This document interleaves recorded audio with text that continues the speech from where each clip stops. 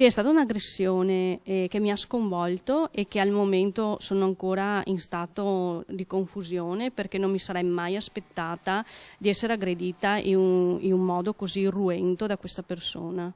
È ancora sotto shock Laura Mattiuzzo, la titolare del sexy shop Sesto Senso di Viale del Cansiglio a Vittorio Veneto. Ieri sera ha subito un tentativo di rapina decisamente insolito. Un'infermiera di 42 anni, conoscente della vittima, è entrata nel negozio pretendendo 250 euro. Come arma usata per le minacce, la 42enne ha brandito un frustino con il manico di cristallo che si trovava sul bancone in visione da parte di una cliente. Entrata in negozio, ho aspettato che uscisse una cliente e mi ha minacciato con degli oggetti di cristallo che erano appoggiati sul banco, dicendomi di darle dei soldi.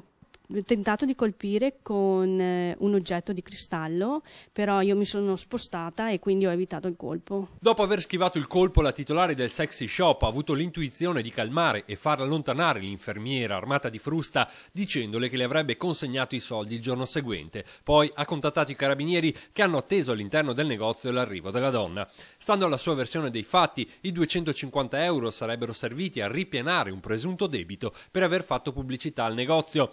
L'infermiera è stata arrestata con l'accusa di tentata rapina. L'arresto è stato convalidato, ma lei è stata rimessa in libertà in quanto incensurata. Persona con un comportamento come si è verificato ieri sera, sia anche giusto che venga un attimo controllata, perché può essere pericolosa.